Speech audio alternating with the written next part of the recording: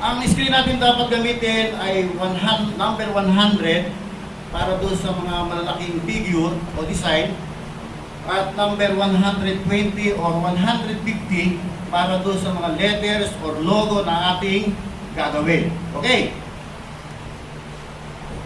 Next, we have sensitizer. May nabibiling liquid sensitizer. Meron naman nabibili na pre-ang sensitizer. Ito po ay mabibili sa bank trading. Along General Tinyo. Ito po ang powder sensitizer.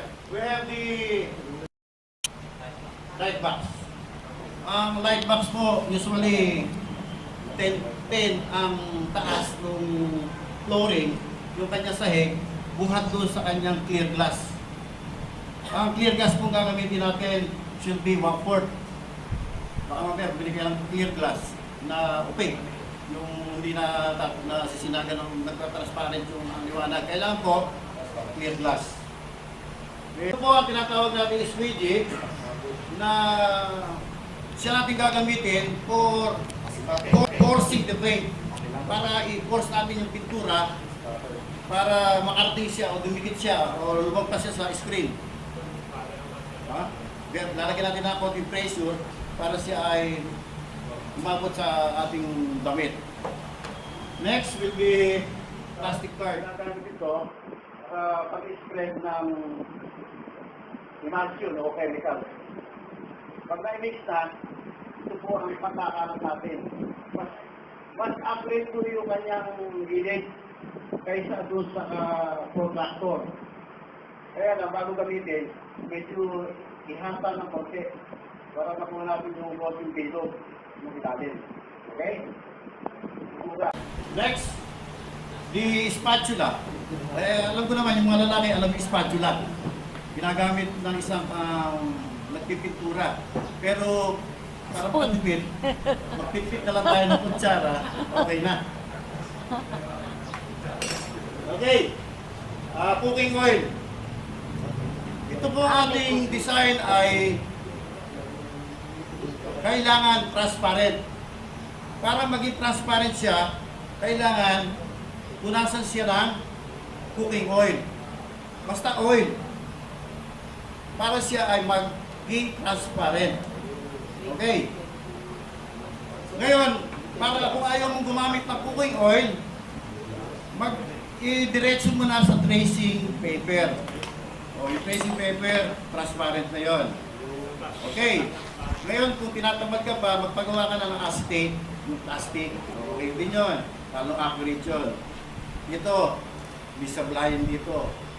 Pag ang inyong letters ay hindi fully black, hindi babaksak ang letter, hindi lulutan, mahirap bakbakin. Kaya kailangan, pag nagpagawa kayo ng design, fully black, talagang matingkad na matingkad. Next, thumbtacks or stapler, siya po ang ating gagamitin sa pag-attach ng screen. Kung walang stapler, either of the two will do. Then, next, t-shirt, yung ating pagkakatakan ngayon, white t-shirt. I hope lahat may dala. Then, hair dryer. We are going to use yung ating screen. Pag napahira na ng chemicals, kailangan mabilis ang ating, para mabilis tayo, gumamit tayo ng hair dryer. Kaya kung wala kayong hair dryer, tutukan nyo na lang ng electric fan. Kaya lang, mostly mga 10 minutes bago matuyo. Water spray. Gagamit po tayo ng water spray para malis po yung, para malusaw natin yung ating letters. Para mabakbak natin yung mga letters na yan, gagamit po tayo ng spray. Sa pagbabakbak, pag binabakbak po ang letters, kailangan i-dip muna natin sa tubig. Kailangan palambutin muna natin yung mga letters. Pag natatansya natin malambot, himasin natin ng foam o kaya cotton. Makikita nyo naman yun pag malambot eh. Kusa siyang nalalaglag. Yung lang powder. Nalalaglag siya. Unti-unti. Ngayon, pag laglag na, ipa-final kuha nyo na spray. Ng water spray para makuha nyo yung sharp ng mga gilid. Yung iba kasing design, yung gilid, yung mga letters, ay hindi natin maalis ng himas-himas lang. We have to use water spray. Next, cotton. Gagamitin natin ng cotton sa paglalagay ng hardener, pwede rin sa pagbabakbak ng letters. Then, we have nail polish. Yung nail polish, ginagamit lang yan pag yung inyong design o yung pagkakaluto ninyo ay hindi accurate, may butas. Lalagyan nyo ng nail polish para ma-block yung butas ng bone. Butas. Next, weights. Okay, pag tayo ay gumagawa na at nakaset up na lahat, kailangan lagyan natin ng konting pabigat para yung design saka yung screen na merong chemicals ay mag-contact, magdikit ng gusto. Okay. Proceed to the strategy or the procedure. Steps. Strategy or the procedure. Steps. We have my paint here. He is also an expert in t-shirt printing. Mr. Palis. Hindi mo po pwede kasi gumagawa ako, nagsasalita pa ako, kailangan. Nagsasalita pa gumagawa. Team teaching ito, team teaching.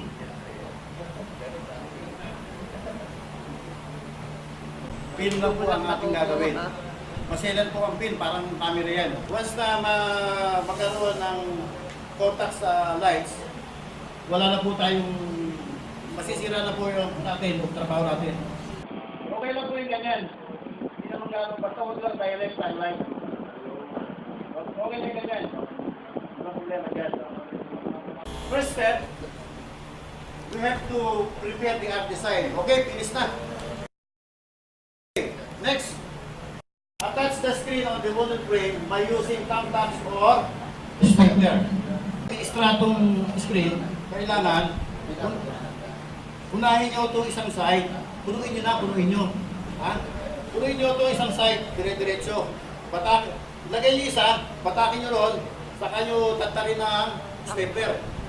Pagkayari nun, batakin nyo ulit dito, papatakin nyo. Tatarin nyo ulit ng stapler. Dito kayo bibinat sa dalawa na to. Okay. Mix the emulsion and sensitizer with the ratio of 9:1. Pero usually, pag expert ka na, tansyahan system. Basta nakuha nyo yung color, okay na yun. Huwag lang siyang parehas. Kailangan mas kakaunti ang sensitizer. Side part, one part. Okay, na-mix namin ito kanina eh. Nag-try kami, pero pumalpak dahil yung, sabi ko nga, yung design niyo, pag hindi pare-parehas ang tingkat ng pagkakaitim, yung isa, tusaw na, yung kalahati, ayaw mamakbak.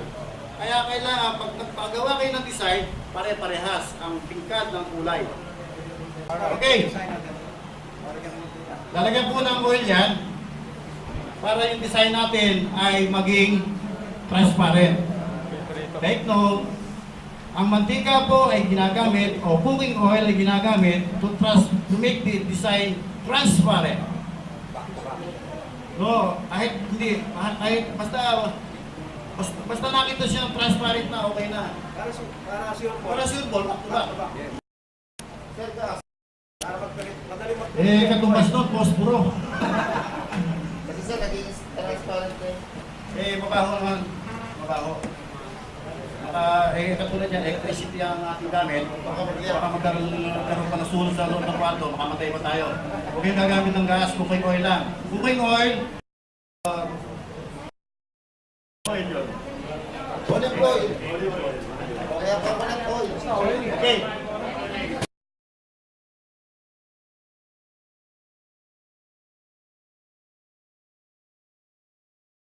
Vertical, puro vertical.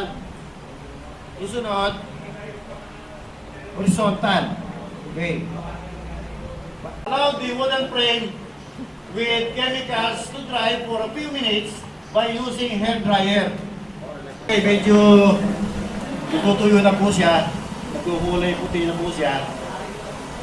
Kaya, okay. Okay, ito na po yung finished product nung pagkaka-dry ng ating emulsion and sensitizer.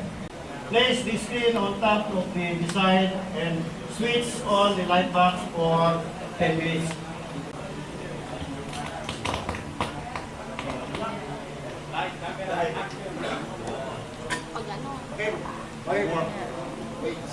Okay, dito to remove the screen from the light box.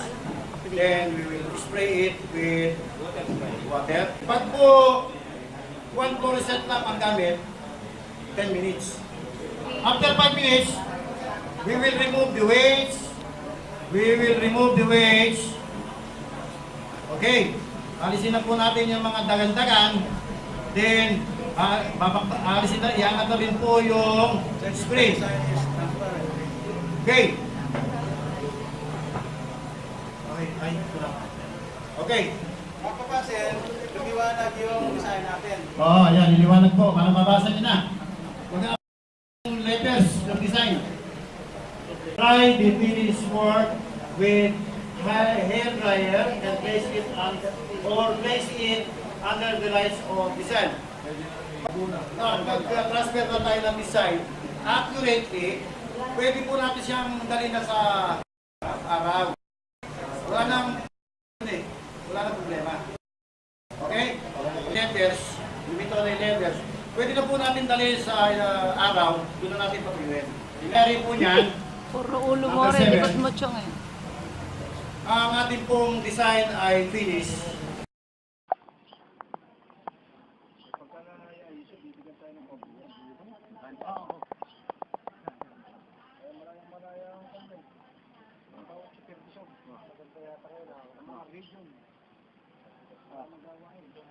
Okay, kaya. Diba?